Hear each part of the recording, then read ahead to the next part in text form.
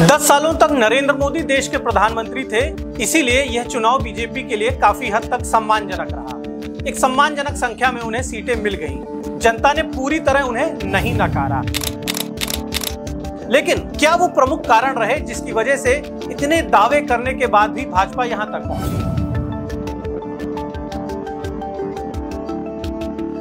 जो लोग अनुभवी हैं, जिन्हें राजनीति की जानकारी है, उन्हें पता होगा कि 2004 में जब अटल बिहारी वाजपेयी प्रधानमंत्री थे और लोकसभा का चुनाव लड़ा जा रहा था, तो उस समय बीजेपी ने फील गुड का नारा दिया था, इंडिया शाइनिंग का नारा दिया था। वहां भी बीजेपी का अति आत्मविश्वास झलक रहा था और बुरी तरह चुनाव अटल बिहारी वाजपेयी के नेतृत्व में भाजपा हार गई थी और जिसके बाद लगातार 10 साल कांग्रेस की सरकार रही थी, यूपीए की सरकार रही थी और मनमोहन सिंह प्रधानमंत्री रहे थे। उस समय जिस तरह से अति आत्मविश्वास के साथ, ओवर कॉन्फिडेंस के साथ बीजेपी के बड़े नेताओं ने फील गुड और इंडिया शाइनिंग जैसा नारा गढ़ा था और उस समय भी विपक्ष ने महंगाई को मुद्दा बनाया था। पुराने लोगों को याद होगा, उस समय भी महंगाई एक बड़ा मुद्दा बना था। महंगाई के मुद्दे पर भाजपा चुनाव हार गई थी। इस बार भी महंगाई का मुद्दा, बेरोजगारी का मुद्दा, ये दो मुद्दे बड़ी सफलता के साथ विपक्ष इनको धरातल तक ले जाने में सफल रहा। उत्तर प्रदेश में 1 दर्जन से अधिक लोकसभा सीटों पर हमारी टीम ने भ्रमण किया और धरातल पर गए सैकड़ों लोगों से बात किया, जिसके बाद ये निष्कर्ष हमारा स्पष्ट रहा। हमने इंडियन ओपिनियन पर कहा भी कि हर सीट पर संघर्ष है, कोई सीट आसान नहीं है। कुछ सीटें गिनी चुनी छोड़ दें, आप प्रधानमंत्री की सीट देख लें, आप लखनऊ की सीट देख लें, कुछ सीटें आप छोड़ दें, तो अधिकांश सीटों पर कड़ा संघर्ष रहा और रिजल्ट्स भी यही बता रहे हैं कि ज्यादातर सीटों पर संघर्ष रहा। जिस तरह से बीजेपी के बड़े नेताओं ने ओवर कॉन्फिडेंस का प्रदर्शन किया, धरातल की सच्चाई को इग्नोर किया, इतना ही नहीं, पैराशूट कैंडिडेट भेजे, टिकटों का जो निर्धारण हुआ उसमें इंडिया गठबंधन ज्यादा स्मार्ट साबित हुआ, अखिलेश यादव ज्यादा होशियार साबित। अखिलेश यादव ने बहुत ही सावधानी के साथ टिकट वितरण किया और उसी तरह का राजनीतिक अनुभव इस बार अखिलेश ने दिखाया जिस तरह का अनुभव मुलायम सिंह यादव दिखाते थे। मैं आपको ये साफ तौर पर बताना चाहूंगा कि इस बार अखिलेश यादव ने जो टिकट दिए उसमें यादव और मुस्लिम कैंडिडेट्स कम रहे थे और ज्यादातर टिकट उन्होंने गैर यादव, गैर मुस्लिम कैंडिडेट्स को दिए। ये बात मैंने इंडियन ओपिनियन पर काफी पहले एक वीडियो में कही थी कि समाजवादी पार्टी की जीत का फॉर्मूला क्या हो सकता है और वो वीडियो आज भी इंडियन ओपिनियन पे है, उसे हजारों लोगों ने देखा है। उस वीडियो में ये स्पष्ट मैंने कहा था कि अखिलेश की जीत इसी बात पर निर्भर करेगी कि वो कितने non Muslim, non Yadav candidate उतारते हैं और अखिलेश ने यही किया। ज्यादातर उन्होंने non Muslim, non Yadav candidate उतारे, जिसका परिणाम यह रहा कि ज्यादातर सीटों पर मुस्लिम यादव वोट तो इकट्ठे हुए ही अखिलेश यादव के लिए, इंडिया गठबंधन के लिए, साथ ही साथ जो कैंडिडेट की जाति का वोट था वो भी इकट्ठा हो गया। जैसे जौनपुर की सीट आप देख लीजिए, जौनपुर में बाबू सिंह कुशवाहा को समाजवादी पार्टी ने टिकट दिया। बाबू सिंह कुशवाहा पूर्व मंत्री रहे, बसपा के बड़े नेता रहे और स्वयं एक जन अधिकार पार्टी के नाम से एक बड़ी पार्टी, उनकी कई जनपदों में, कई प्रदेशों में उसका नेटवर्क है। बाबू सिंह कुशवाहा के चुनाव लड़ने की वजह से वहां पर यादव, मुस्लिम के साथ साथ मौर्य कुशवाहा वोटर भी एकजुट हो गया। इतना ही नहीं, अन्य वर्गों के वोटर भी एकजुट हो गए। एक और मैसेज उत्तर प्रदेश में खास तौर पर रहा। शुरुआती दौर में ये मैसेज भी तमाम विपक्ष के नेताओं ने फैलाया कि उत्तर प्रदेश की सरकार ठाकुरों का पक्ष लेती है, ठाकुरवाद करती है, ठाकुरवादी सरकार है। इसका असर ये हुआ कि ज्यादातर सीटों पर जहां पर कैंडिडेट्स अन्य वर्गों के थे, वहां पर उनके वर्गों के जो वोटर्स हैं, उनके मन में भी ये बात रही कि वो अपने जिस जाति के कैंडिडेट्स विपक्ष ने खड़ा किए उनके साथ एकजुट हो गए। ब्राह्मण भी कहीं ना कहीं कई सीटों पर ब्राह्मणों ने भी इंडिया गठबंधन को वोट किया, जहां पर उन्हें प्रत्याशी अच्छे दिखे, समझ में आए, वहां वो इंडिया गठबंधन की ओर चले गए। अब जैसे आप बात कर लें अमेठी की, अमेठी से किशोरी लाल शर्मा को चुनाव लड़ा दिया कांग्रेस पार्टी ने। पूरी तरह वहां पर जो फीडबैक मिल रहा है कि अधिकांश ब्राह्मणों ने अमेठी में किशोरी लाल शर्मा के पक्ष में वोट किया। स्मृति ईरानी को इस बार वहां लोगों ने नकार दिया, ब्राह्मणों ने खास तौर पर शर्मा जी को वोट कर दिया। इसकी वजह यह है कि बीजेपी की जो लीडरशिप है उत्तर भारत में, उत्तर प्रदेश में खास तौर पर, उत्तर प्रदेश में ब्राह्मणों की कोई ऑनेस्ट लीडरशिप बीजेपी नहीं विकसित कर पाई। ब्रजेश पाठक और इसके पहले दिनेश शर्मा, 2 डिप्टी सीएम लगातार उत्तर प्रदेश में ब्राह्मण समाज से दिए गए। इन दोनों में कोई भी अपने आप को एक ब्राह्मण नेता के रूप में स्थापित नहीं कर पाया। ये ब्राह्मणों के मददगार के रूप में अपनी लोकप्रियता नहीं हासिल कर पाए। ना तो धरातल पर इनमें पकड़ है और न ही सरकार में ये ब्राह्मणों के काम करा पाए, ब्राह्मणों की मदद करा पाए। इसलिए ब्राह्मणों में भी निराशा भाजपा के प्रति रही और वो निराशा इस बार हम चुनाव परिणामों में साफ तौर पर देख रहे हैं। इतना ही नहीं, यादव उत्तर प्रदेश में एक बहुत महत्वपूर्ण सेगमेंट है, बिहार में भी एक महत्वपूर्ण सेगमेंट है, पूरे देश में यादव वोटर अच्छी संख्या में हैं और यादव एक मजबूत समाज है। यादव को किसी भी रूप में सामान्य वर्ग की किसी बड़ी जाति से आप कमजोर नहीं आंक सकते। ये उनसे 20 ही साबित होते हैं, 19 नहीं साबित होते। यादव समाज की एक अच्छी लीडरशिप बीजेपी ने मध्य प्रदेश में वहां पर उन्होंने स्टैब्लिश की और उसका उन्हें फायदा मिला।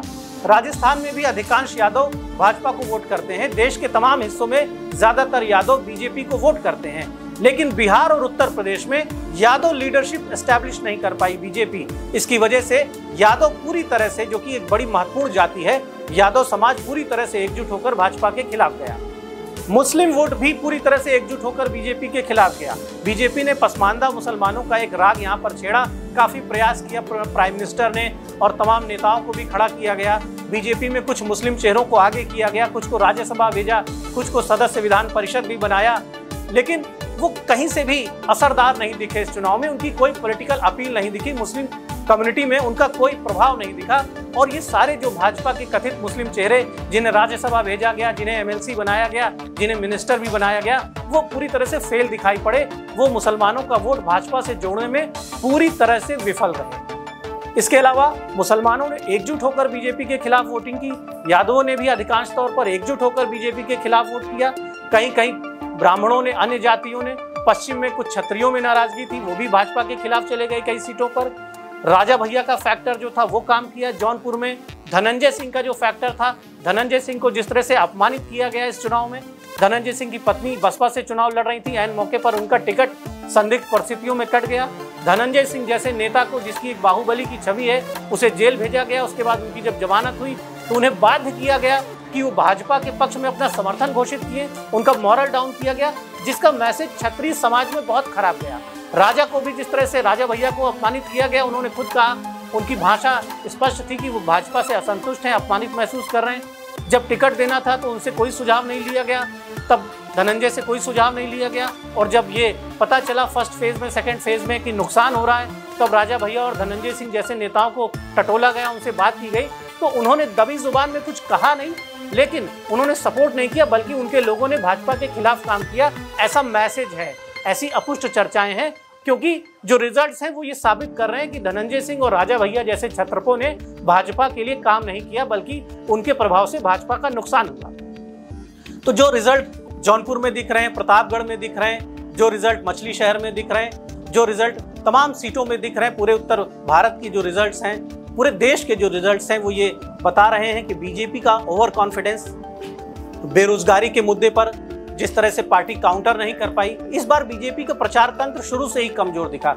सोशल मीडिया पर जितना बढ़िया प्रचार राहुल गांधी ने किया, आक्रामक ढंग से, जिस तरह उन्होंने गरीबी को मुद्दा बनाया, बेरोजगारी को मुद्दा बनाया, सोशल मीडिया पर उनके छोटे छोटे वीडियोस, तमाम मीम्स, तमाम पोस्ट, जो डिजिटल पोस्टर्स उन्होंने किए, एक बड़ा डिजिटल वार जो कांग्रेस ने इस बार छेड़ा, उसका मुकाबला बीजेपी नहीं कर पाई। शायद ओवर कॉन्फिडेंस की वजह से या उनके रणनीतिकारों का ये फेलियर रहा।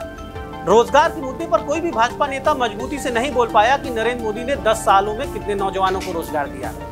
कांग्रेस लगातार बोलती रही कि 30 लाख सरकारी पद खाली हैं केंद्र के दफ्तरों में, केंद्र के विभागों में, लेकिन इसके जवाब में कोई भी भाजपा नेता ये प्रभावशाली ढंग से नहीं कह पाया कि 30 लाख पद खाली होने की बात जो कांग्रेस कहती है, बार बार राहुल गांधी कहते हैं, उसमें क्या सच्चाई है और 10 सालों में मोदी की सरकार में कितना रोजगार दिया गया, कोई जवाब नहीं। SC/ST के मुद्दों पर लगातार उन्होंने घेरा, OBC के मुद्दे पर घेरा, लेकिन भाजपा के लोग मजबूती से नहीं बोल पाए कि SC/ST के लिए नरेंद्र मोदी ने क्या क्या किया, OBC के लिए नरेंद्र मोदी ने क्या क्या किया। इसका जवाब भी भाजपा के लोग प्रभावशाली तरीके से नहीं दे पाए। संविधान के मुद्दे पर लगातार राहुल गांधी ने घेरा, अखिलेश ने घेरा और ये भी कहा कि संविधान बदलने जा रहे हैं, इसीलिए बार बार 400 पार की बात करते हैं। इस मुद्दे पर भी भाजपा डिफेंसिव रही। ओवरऑल इस पूरे चुनाव में बीजेपी रक्षात्मक रही और डिफेंसिव जो होता है उसे ज्यादा नुकसान उठाना पड़ता है। जो आक्रामक होता है वो आक्रमण कर देता है और आप अपनी रक्षा में ही बिजी रहते हैं तो आपको डैमेज ज्यादा होता है, चाहे युद्ध हो, जंग का मैदान हो या फिर सियासत का मैदान हो। आक्रामक राजनीति और रणनीति ज्यादा फायदा पहुंचाती है। 2014 में नरेंद्र मोदी आक्रामक थे, 19 में जनता ने उन्हें एक मौका और दिया था, लेकिन 24 में वो डिफेंसिव हो गए, उनकी पूरी टीम डिफेंसिव हो गई। उत्तर प्रदेश की पूरी लीडरशिप, उत्तर प्रदेश में ज्यादातर जो मंत्री थे उन्हें टिकट देने की जरूरत थी, उन्हें टिकट नहीं दिया। उन्हें टिकट देकर फील्ड पे भेजना था, उन्हें चुनाव लड़ने के लिए खड़ा करना था। तो पता चलता उत्तर प्रदेश के सरकार के मंत्रियों का क्या वास्तविक परफॉर्मेंस है। ब्रजेश पाठक जैसे नेताओं को लोकसभा का चुनाव लड़ाने की जरूरत थी, केशव मौर्य को लोकसभा का चुनाव लड़ाने की जरूरत थी, इवन तमाम मुख्यमंत्रियों को भी ये जरूरत था कि वो लोकसभा का चुनाव लड़ते, पता तो चलता कि जनता के बीच वास्तव में उनकी क्या छवि है। आपने एक बार मैंडेट हासिल किया, उसके बाद आप रिलैक्स हो गए, आम लोगों का फोन नहीं उठाते बीजेपी के नेता, उनका व्यवहार कार्यकर्ताओं के प्रति अच्छा नहीं है, दमनकारी रणनीति है, जब सत्ता में आ जाते हैं तो दमनकारी नीति अपनाते हैं। इस तरह की तमाम शिकायतें, अहंकार, घमंड, सबसे ज्यादा शिकायत इस बात की है कि घमंडी हो गए भाजपा के लोग, उनका व्यवहार बदल गया है, पत्रकारों के प्रति, जनता के प्रति वो विनम्रता नहीं रह गई है। उसके अलावा हिंदू वोटों को एकजुट रखने में विफल रही है भाजपा। हिंदू मतों का जो ध्रुवीकरण जिस तरह से नरेंद्र मोदी ने पहले किया था, 2014 में जिस तरह का ध्रुवीकरण किया था, 19 में किया था, वो 24 में नहीं कर पाए। हिंदू जातियां बिखर गईं और बड़ी संख्या में हिंदुओं ने इंडिया गठबंधन को वोट किया है, जिसकी वजह से ये चुनाव परिणाम हमारे सामने दिख रहा है। अब सरकार का गठन किस तरह से होगा, जाहिर सी बात है कि एक कमजोर सरकार बनेगी, पहले जैसी मजबूत सरकार नहीं बनेगी। और ये जो कमजोर सरकार होगी, ये मजबूत भारत का भविष्य आगे कैसे बनाएगी, ये भी सोचने वाली बात होगी। हालांकि जो भी जनादेश आया है उसका सम्मान होना चाहिए और ये देखने वाली बात होगी कि देश किसके नेतृत्व में और कैसे आगे बढ़ता है। धन्यवाद।